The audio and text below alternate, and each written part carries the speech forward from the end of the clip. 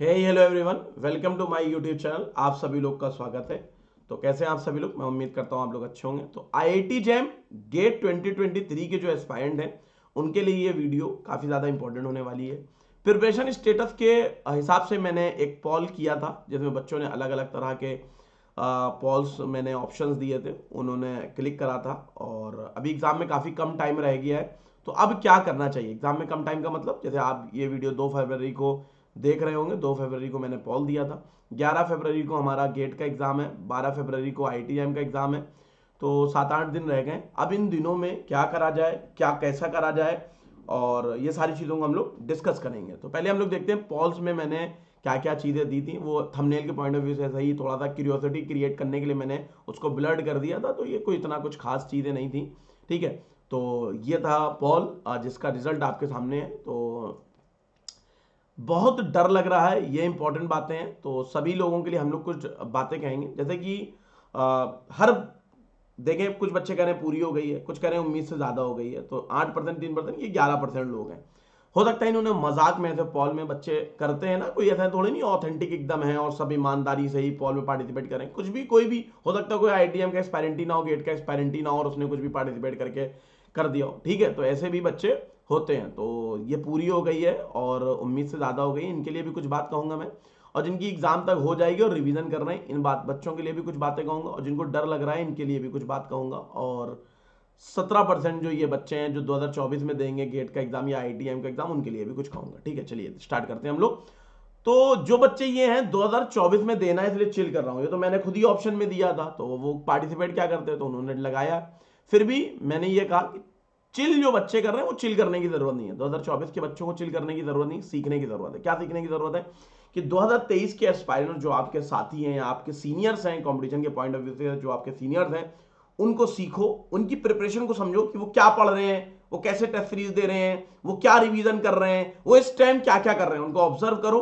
कुछ लोगों से क्लोज हो, क्लोज इन द सेंस कि कुछ कांटेक्ट में आओ कुछ अपने सीनियर्स के, और उनके रिजल्ट को जानने की कोशिश करो कि उनकी प्रिपरेशन लेवल अभी कैसी थी, एग्जाम में उनका रिजल्ट आया तो वो किस तरह का कर रहे थे। इससे तुम्हारे दिमाग में एक आइडिया बनेगा कि किस लेवल की प्रिपरेशन करनी पड़ेगी इस रैंक तक आने के लिए। तो तुम्हें, क्योंकि जब पता ही नहीं है कि भाई किस लेवल तक की प्रिपरेशन करने पर कितनी रैंक आ जाएगी, इसका आइडिया नहीं होता है ना, तो बेस्ट वे यही है। 2024 वालों के लिए एक सुनहरा मौका है, 2023 वालों के संपर्क में रहें। और मैं खुद बैठा हूं तुम्हें सारी चीजें बताने के लिए। ठीक है, ग्रुप है वो कॉमन है, 23, 24, 25, 26 जब के बच्चे हों, 22 के, 21 के, सभी के बच्चे उसमें ऐड है, गेट जैम सब ऐड है। तो सभी आपस में डिस्कस कर सकते हो, कोई दिक्कत की बात नहीं है। मैं टेलीग्राम ग्रुप का लिंक डिस्क्रिप्शन बॉक्स में दे दूंगा। तो उनको क्या ऑब्जर्व करना है?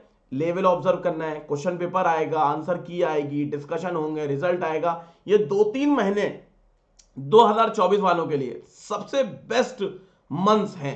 इसमें आप अपनी प्रिपरेशन को स्टार्ट कर सकते हो, और जो एनालिसिस करनी है पेपर के बारे में, पैटर्न के बारे में, निगेटिव मार्किंग के बारे में, किस आइडिया किस तरह का आता है, किस लेवल का आता है, सारी चीजें इसी टाइम एनालाइज कर लो। फरवरी और मार्च में एनालाइज कर लो, जम के 1 अप्रैल जब रिजल्ट आ जाए, मार्च तक अपनी प्रिपरेशन धीरे धीरे स्टार्ट कर दो। ये 23 वालों का जैसा रिजल्ट है उसके बाद अपनी प्रिपरेशन फुल फ्लेज स्टार्ट कर दो। तो this is the time, best time for the analysis. Analysis करने का 2024 के लिए बढ़िया मौका है, तो उसको ये जाने ना दें, क्योंकि ये वीडियो 2023 के बच्चों के लिए है। तो चलते हैं, स्टार्ट करते हैं। अब 3% बच्चों ने कहा उम्मीद से ज्यादा प्रिपरेशन हो गई है, 8% कह रहे हैं पूरी हो गई है। तो देखो, प्रिपरेशन तो किसी की भी पूरी नहीं होती है, ये सत्य है, ये कटु सत्य है। कैसे? ऑल इंडिया रैंक 1 की कभी 83 पर, कभी 92 पर, कभी 85 पर, कभी 87 पर ऑल इंडिया रैंक 1 आ जाती है। जैसे लास्ट टाइम ये 89 पर आई, ऑल इंडिया रैंक 1। तो अगर आप देखोगे तो 11 मार्क्स का तो वो भी नहीं कर पाया। हो सकता है उसको फिजिक्स आती हो 11 मार्क्स की, जो 11 मार्क्स वो छोड़ कर आया है, टाइम मैनेज ना होने की वजह से वो नहीं कर पाया। तो एग्जाम में जा रहे हो तो टाइम मैनेजमेंट भी एक चीज है, और कंटेंट भी एक चीज है, कि आपको नॉलेज भी होनी चाहिए। नॉलेज और टाइम मैनेजमेंट, तो कोई भी कंपटीशन दो चीजों का मिश्रण होता है। टाइम मैनेजमेंट भी आपका चेक होता है, आपकी प्रेजेंस ऑफ प्रेशर को आप कैसे हैंडल करते हो, आप थिंकिंग एबिलिटी आपकी किस तरह की है। इसीलिए ऑब्जेक्टिव क्वेश्चन लिए जाते हैं, मल्टी सिलेक्टिव क्वेश्चन लिए जाते हैं, ताकि आपकी एबिलिटी को समझ में आ जाए, आपकी न्यूमेरिकल एबिलिटी कैसी है। एनएटी टाइप के जो प्रॉब्लम्स होते हैं उसमें सारी चीजें चेक करी जाती है। तो एग्जाम कोई पर्टिकुलर आपकी सिर्फ फिजिक्स की नॉलेज को नहीं चेक कर रहा है, बहुत कुछ चेक कर रहा है कि आप आगे जाओगे, एमएससी करोगे, अगर जो आईटीएम वाले होंगे और जो गेट दे रहे होंगे पीएचडी करेंगे, तो क्या तुम आगे फिजिक्स में बढ़ पाओगे कि नहीं बढ़ पाओगे। अच्छे इंस्टीट्यूट में एडमिशन लेना चाहते हो तो उनके एटमॉस्फेयर को, उनके माहौल को, उनके कल्चर को झेल पाओगे कि नहीं झेल पाओगे। तो उसके लिए आपको चेक करा जाता है। इसी का नाम कॉम्पिटिशन IIT और गेट एग्जाम है, ठीक है। तो उसी के लिए आप लोगों को प्रिपेयर होना है। तो पूरी हो गई प्रिपरेशन। तो देखो किसी की पूरी तो नहीं होती है प्रिपरेशन। अगर किसी बच्चे को लगता है मुझे इलेक्ट्रोडायनेमिक्स या EMT जो है बहुत अच्छे से आ गई, तो वो गलत फहमी का शिकार है। क्यों गलत फहमी का शिकार है? तो प्रिपरेशन पूरी नहीं होती है। तो उन बच्चों ने मेरी रिक्वेस्ट जो एकदम सन्नाटे में भी बैठने आ रहे हैं, यार अपनी प्रिपरेशन हो गई, ये 2-4 दिनों का मौका है। इन 2-4 दिनों में क्या करना है, अभी ये मैं बताऊंगा कि क्या करना है। इसके अगली वाली स्लाइड में मैं ये डिस्कस करूंगा क्या करना है। उनको बैठना नहीं है, आराम से चिल हो गए कि यार प्रिपरेशन हो गई है, ठीक। अब कुछ बच्चे ऐसे हैं जिनका एग्जाम तक हो ही जाएगी और रिवीजन कर रहे हैं, ठीक है। इन बच्चों के बारे में भी हमको डिस्कस करना है। और जिनको डर लग रहा है, ये सबसे ज्यादा इंपॉर्टेंट है, कुछ बच्चों को डर लग रहा है, डर रहे हैं, उसके बारे में भी हम लोग डिस्कस कर रहे होंगे, ठीक है। तो चलिए स्टार्ट करते हैं और डिस्कस करते हैं। तो मैं ये मान के चलता हूं कि अभी जो प्रिपरेशन का लेवल है वो 3 तरह का है। एक है गुड लेवल, एक है बैड लेवल और एक है एवरेज लेवल। गुड लेवल में क्या है, ये वही बच्चे होंगे जिनकी अच्छे लेवल पर चल रही होगी। उनमें से कुछ लोगों ने कहा होगा पूरी हो गई है और कुछ ने कहा होगा मिस से ज्यादा हो गई। ये वही बच्चे जिनकी प्रिपरेशन उन्होंने मेहनत से करा है, सब कुछ करा है, अच्छे लेवल की चल रही है। इनमें से भी कुछ बच्चे ऐसे होंगे जिन्होंने, उनमें कुछ परसेंटेज ऐसी होगी जिनको डर लग रहा होगा। जैसे हमारे भी कुछ बच्चे हैं जिनकी ऑल इंडिया रैंक 100 के अंदर आने के पूरे चांसेस है और आएगी डेफिनेटली, मुझे यकीन है। लेकिन क्या है, उनके भी मैसेज आते हैं कि वो डर रहे हैं, वो परेशान हो रहे हैं। तो मैं ये कहता हूँ परेशान ना हो, घबराओ नहीं, क्योंकि प्रिपरेशन जितनी अच्छी होगी उतना डर लगता है, ठीक है। और ये भी एक चीज होती है कि प्रिपरेशन अच्छी है, कुछ बिगड़ ना जाए, कुछ गलत ना हो जाए, कुछ अनहोनी ना हो जाए, कुछ हम वहां पर कर ना पाए, उसको झेल ना पाए, ये सारे फियर होते हैं, ये सारी चीजें होती हैं। तो ये सब घबराने से, परेशान होने से आप चेंज तो नहीं कर सकते हो अपनी डेस्टिनी को। जो आपका डेस्टिनी उसको चेंज नहीं कर सकते हो, हाँ जो हो उसको बर्बाद जरूर कर सकते हो सोचकर। यानी कि कुछ अच्छा कर सकते हो, उसकी प्रोबेबिलिटी को 0 कर सकते हो, खत्म कर सकते हो, घबरा कर, परेशान होकर, डर कर। तो this is the most crucial time. जून में क्या करते थे, जुलाई में क्या करते थे, वो मायने नहीं रखता है। अभी क्या कर रहे हो एग्जाम से पहले, एग्जाम वाले दिन तक क्या करोगे, ये मायने रखता है। तो अभी तो हिम्मत हार बैठोगे सारी चीजें, तो फिर कैसे काम चलेगा। तो जिनकी अच्छी प्रिपरेशन चल रही है उनसे मेरी रिक्वेस्ट है कि वो अभी रिवीजन पे ध्यान दें, छोटे छोटे कॉन्सेप्ट उन्होंने पढ़े, अपने नोट्स को रिवाइज करें, सारी चीजें करें और घबराएं नहीं, घबराने की जरूरत बिल्कुल भी नहीं ना। और एकदम आराम से होके नॉर्मल स्टेट में आ जाओ, एग्जाम वाले मोड में आ जाओ कि आपको एग्जाम देना है और आपने प्रिपरेशन करी है, ईमानदारी से करी है, आप अच्छा करने वाले हो, ठीक है। अगर कुछ 1% कुछ गलत हो रहा है कि मान लो 100 लोगों ने प्रिपरेशन करी, बहुत अच्छे बच्चे थे, 99% के साथ अच्छा ही होगा। अगर जो अच्छी करी है 1% के साथ गड़बड़ होती है। जो मोस्टली लोग क्वालिफाई नहीं होते हैं या कम रैंक लाते हैं तो उन्होंने प्रिपरेशन नहीं करी होती, यही रीजन होता है। ऐसे नहीं होते हैं कि हमने बहुत अच्छी प्रिपरेशन करी और हमारे जो है प्रिपरेशन तो हमने 200 रैंक की करी सर जी, कि हमारी 200 रैंक जैम में आ जाए, रैंक आ गई 2000। ऐसा नहीं होता है। हाँ, किसी ने 200 की तैयारी करी, 300 हो गई, 350 हो गई। किसी के 2-4 तुक्के फंस गए तो 150 रैंक आ गई। तो थोड़ा बहुत ऊपर नीचे चलता है, 2-4-5 मार्क्स ऊपर, 5 मार्क्स नीचे, तो रैंक में 100-150 का फर्क आ सकता है। अब ऐसा नहीं होता कि 2 मार्क्स 200 मार्क्स का कोई बच्चा है और वो 2000 मार्क्स की उसकी रैंक आ रही है, 2000 रैंक आ रही है, ऐसा नहीं होता है। जिस लेवल के होगी उसी लेवल की आती है। मेरा बहुत हजारों बच्चों के साथ मेरा जो है एक वो रहा है, मैंने पढ़ाया है काफी बच्चों को। तो उसका जो मेरा आइडिया, जो एनालिसिस है वो यही है कि जो लेवल के मुझे क्लास में समझ में आने लगता है, मैं तो ऐसा हूं क्लास में भी अक्सर बोल देता हूं कि यार मैं इस वक्त क्लास में कितने लोग कमेंट कर रहे हैं, कैसे पूछ रहे हैं, मुझे तुम लोग की रैंक दिख रही है। और सच में उसी बैंड में वो लाई करते हैं। एग्जैक्ट रैंक नहीं बता पाता हूं मैं, लेकिन हाँ बैंड बता दूंगा कि हाँ भाई इसके अंदर अंडर 100 वाली क्षमता है, इसकी 100 से 300 वाली क्षमता है, इसकी 300 से 600 वाली क्षमता है, इसकी अंडर 1000 वाली क्षमता है, इसकी 1000 से 2000 के बीच लाइक करेगा, 1000 से 1500, 2000, इसकी 2000 से 3000 लाइक। अरे ये क्वालिफाई नहीं कर पाएगा, एकदम बेकार रहेगा, ये कुछ ना कर पाएगा। तो ये सारी बच्चों को, क्योंकि पढ़ाए एक्सपीरियंस हो ही जाता है, इतने बच्चों को देखते आ रहे इतने सालों से, तो एक्सपीरियंस हो ही जाता है। तो इस तरह का अनुभव है, तो वही जो है देख के पता चल जाता है कि, तो यही है कि ऐसा कभी नहीं हुआ मेरे साथ कि बहुत खराब हो गया। हाँ, कुछ बच्चों ने गड़बड़ियां करी, जैसे मेरा एक स्टूडेंट है, उसने जस्ट भी क्वालिफाई करा और IST शिवपुर से वो कर रही है, जागृति नाम था उसका। तो उसकी जो रैंक आई थी 1600-1700 ऐसे करके कुछ रैंक आई थी। तो मुझे लगता था कि वो और बेटर कर सकती थी, मतलब वो 600 रैंक ला सकती थी। अब उससे क्यों गड़बड़ी हुई, अब मैनेज नहीं कर पाई चीजें। तो कुछ ऐसे एक्सेप्शनल केसेस भी एक आध होते हैं, तो एक आध ही एग्जाम्पल मिले, ठीक है। बाकी जितने भी मुझे बच्चे मिले एकदम सही है। हाँ, कोई बच्चे की मान लो 150 रैंक आई है, तो वो ये हो सकता था कि वो 80 ला सकता था, एग्जाम में हड़बड़ा गया। किसी की मान लो 500 किसी बच्चे की रैंक आई है तो 350 तक ला सकता था। तो थोड़ा बहुत चलता है, मतलब एक दो एग्जाम्पल मैंने ऐसे देखे जिसमें बहुत ज्यादा चेंज आ जाता है। तो यही मान के चलना है, चेंज नहीं आएगा। जो ड्रॉपर्स हैं, बहुत सारे बच्चों ने ड्रॉप लिया है लेकिन ईमानदारी से प्रिपरेशन की है। काफी बच्चे हैं, जैसे अनूप कुमार है, उसने पहली बार जब आईआईटीएम का एग्जाम दिया मेरे पास मुझसे पढ़ने से आने से पहले, तो उसने एग्जाम दिया तो उसकी कुछ 1928 या 1927 ऐसे कुछ रैंक थी उसकी, ठीक है। और उसको बीएचयू में एडमिशन ऑफर मिल गया था। अब बीएचयू में एडमिशन ऑफर मिल गया तो उसने जो है रिस्क लिया। क्या रिस्क लिया कि भाई छोड़ूंगा, मैं ड्रॉप लूंगा, और आईटीएम की प्रिपरेशन को उसको अपने ऊपर यकीन था। तो उसने आया पूरा मेरे साथ अनअकैडमी में, पूरा 1 साल उसने प्रिपरेशन की। उसकी 221 रैंक आई। आईआईटी कानपुर से ओबीसी कोटा लग गया या ईडब्ल्यूएस कोटा लग गया, तो आईआईटी कानपुर से एमएससी कर रहा है। अब तो इसी साल कंप्लीट हो जाएगी उसकी, ठीक है। तो कहने का यहां पर बात यह है कि जो ड्रॉपर्स बच्चे हैं, बहुत सारे ऐसे होंगे जो ड्रॉपर्स होंगे, तो उन घबराने की जरूरत नहीं ना। अगर आपने ईमानदारी से इस साल मेहनत करी है, ठीक है। कुछ बच्चे क्योंकि ड्रॉप लिए हुए भी मुझसे पढ़ रहे हैं और अच्छा कर रहे हैं और अच्छा कर सकते हैं, वो कर रहे हैं। बस उसी धारा पे बहते रहें जिस तरह से वो प्रिपरेशन कर रहे हैं, एग्जाम वाले दिन तक अपने आप को संभाले रहें, उसी वे में करते रहें, तो 101% अच्छा करेंगे। तो ड्रॉपर्स बच्चे हैं, उनको घबराने की जरूरत नहीं है। और मैंने ये जो मैं जागृति के एग्जाम्पल ले रहा हूं कि 600 रैंक तक लाने की उसके अंदर कैपेसिटी थी, क्योंकि कोई बच्ची अगर जस्ट क्वालिफाई कर सकती है तो जैम में ला सकती थी। हाँ, वो बात अलग है कि जस्ट उसका जुलाई में हुआ था, फिर जैम के एग्जाम के बाद उसने इतनी मेहनत करी कि 3-4 महीने में उसने इतना कुछ मेहनत करी, मैंने खुद पढ़ाया, तो वो जबरदस्त तरीके का वो रैंक लेकर आ गई, ठीक है। फिर भी मुझे ऐसा लगता था जैम में और अच्छा कर सकती थी। अब मैं इसकी कहानी बताऊं तो इसकी अपनी जो रैंक थी वो 8,500 थी 1 साल पहले, यानी कि बीएससी थर्ड ईयर में जब थी तो इसकी 8,500 रैंक थी। तुम इमेजिन करो 8,500 रैंक का मतलब मालूम क्या होता है? आईआईटीएम के पेपर में 10 मार्क्स लाई थी। इसी के साथ एक और इसी के साथ ही किसी एक और बच्ची ने दिया था, भूमिका ने, उसके थे 1300 कुछ रैंक आई थी और उसके 9,500 रैंक थी। 10 मार्क्स के अंदर दोनों के मार्क्स थे 10 से अंदर, किसी के 10 थे किसी के 7 थे, ऐसे मार्क्स थे। इन लोग जो है अच्छी रैंक तक लाए, क्वालिफाई हुए हैं, ठीक ठाक रैंक आई है। बहुत अच्छी नहीं है, आईआईटी नहीं मिली, एनआईटीज तो मिली, एक अच्छे एनआईटीज तो मिली, समझ लो। तो कहने का मतलब ये है कि आप कर सकते हो। तो ड्रॉपर है उनको भरोसा रखना है। मैंने अनूप कुमार का एग्जाम्पल लिया कि भाई वो बंदा 1900 कुछ रैंक से 221 रैंक तक आया, तो आप कर सकते हो, समझ लो। तो ड्रॉपर्स को बिल्कुल भी घबराना नहीं है। अपनी मेहनत पर, अगर आपने पिछले साल के मुकाबले इस साल अपनी मेहनत को बढ़ाया है, करा है, तो डेफिनेटली वो आपके रिजल्ट में रिफ्लेक्ट होने वाली है। आपको परेशान नहीं होना है।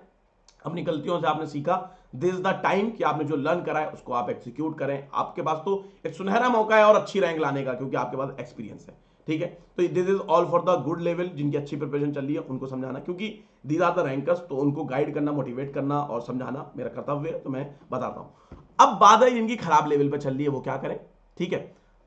खराब लेवल पर चल रही है, जिनमें से ये हो गई कि रिवीजन कर रहे हैं या बहुत डर लग रहा है, उनमें तो कुछ बच्चे ऐसे होंगे।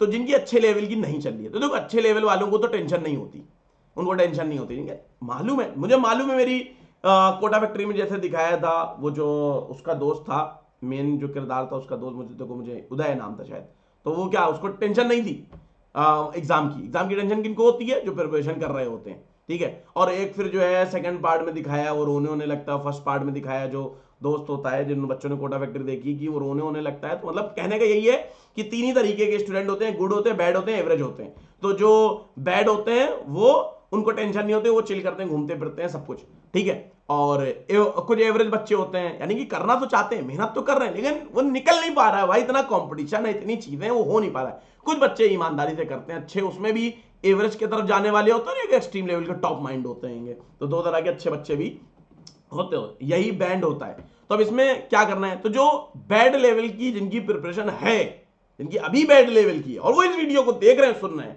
तो बैड बच्चे नहीं है वो, they are not bad aspirants, they are not bad aspirants. क्योंकि बैड एस्पायरेंट मतलब कि उसने सिर्फ फॉर्म भर दिया है, बस एग्जाम देने चला जाएगा, 1,500 रुपए फॉर्म भर दिया तो इसलिए एग्जाम देने चला जाएगा, उनकी मैं गिनती नहीं कर रहा हूं। लेकिन हाँ, जिनकी प्रिपरेशन उतनी अच्छी नहीं है, लेट ज्वाइन करा, लेट मतलब प्रिपरेशन स्टार्ट करी, लेट करना स्टार्ट करा, या इतनी अच्छा न्यूमेरिकल एबिलिटी नहीं है, या इतनी थिंकिंग इस तरह की नहीं है, वो अगर बच्चे हैं तो उनके लिए मैं कुछ सजेस्ट करना चाहूंगा कि वो अभी परेशान होने की उनको जरूरत नहीं ना।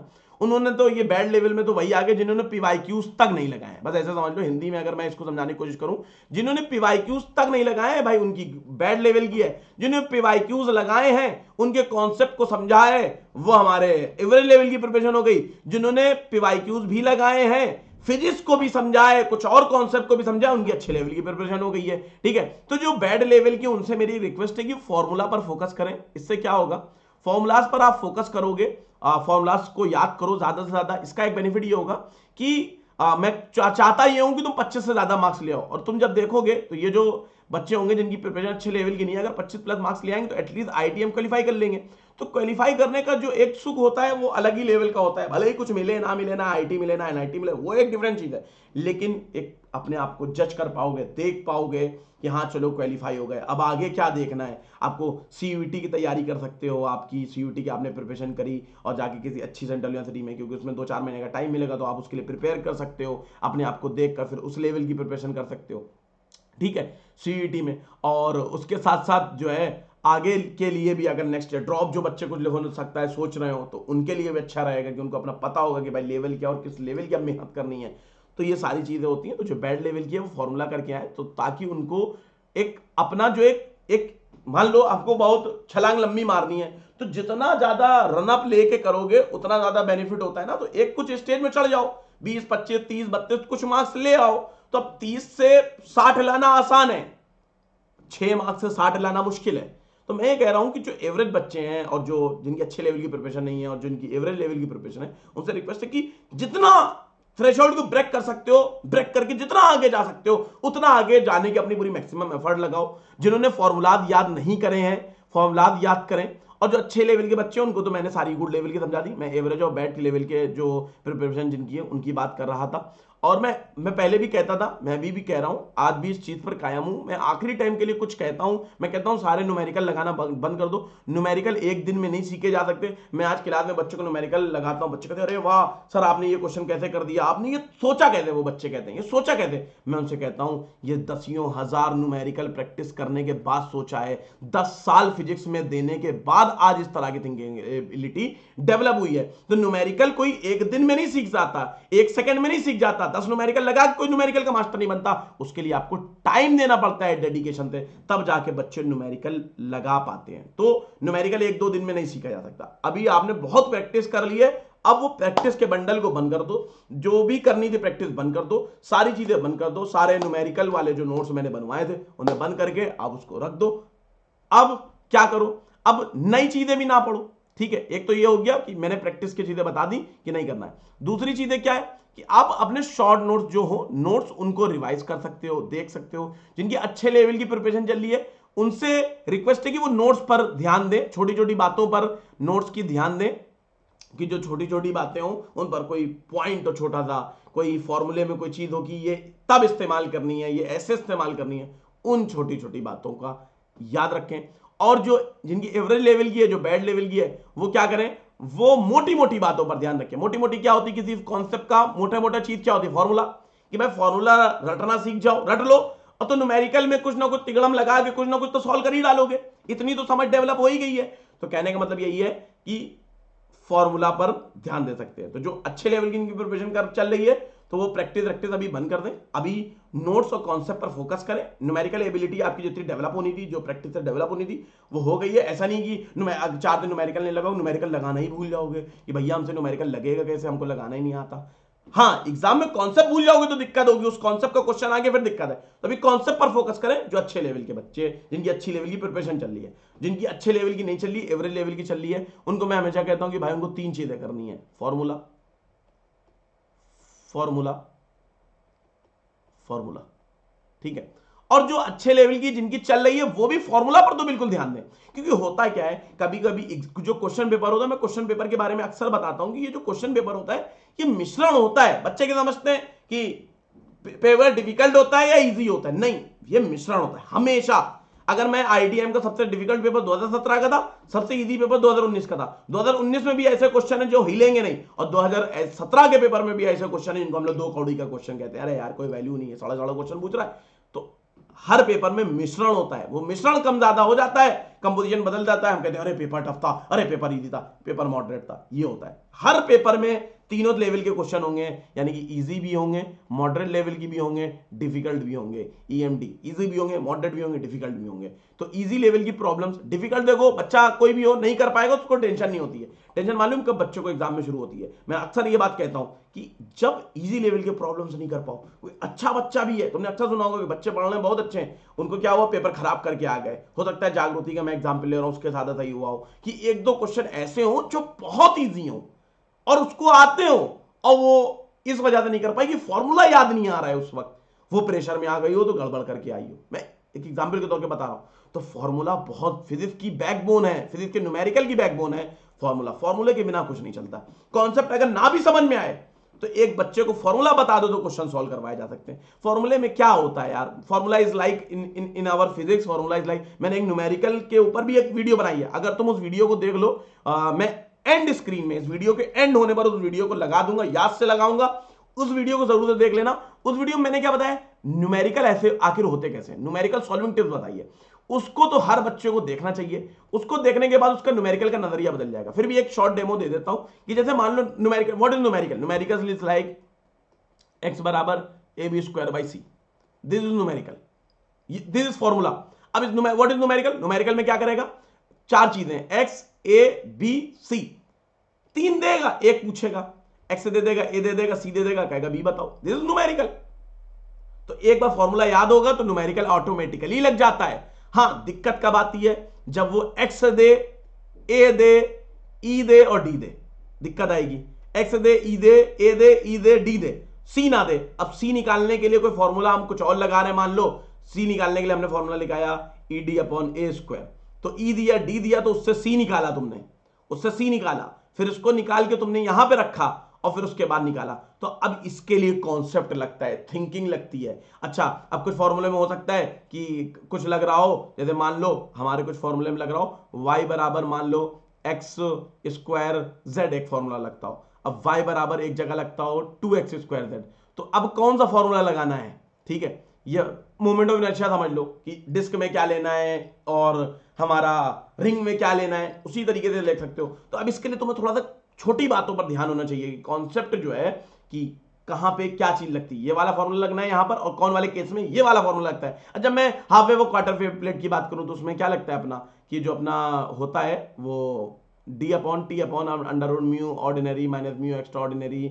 लैम्डा बाई 4 करके, इस तरीके से जो वाला फॉर्मूला नहीं होता है, एक बार लैम्डा बाई 4 लगता है, एक बार लैम्डा बाई 2 लगता है। तो उसके पता होना चाहिए कि हाफ वेव प्लेट में क्या लगता है, क्वार्टर वेव प्लेट में क्या लगता है। ये चीजें पता होंगी तो फिर कर पाओगे। तो यही मैं समझाने की कोशिश कर रहा हूं कि जो अच्छे बच्चे हैं वो इन बातों पर ध्यान दें कि ये छोटी छोटी बातें कि कहां पर कौन से फॉर्मूले में क्या चीज कैसे यूज होगी।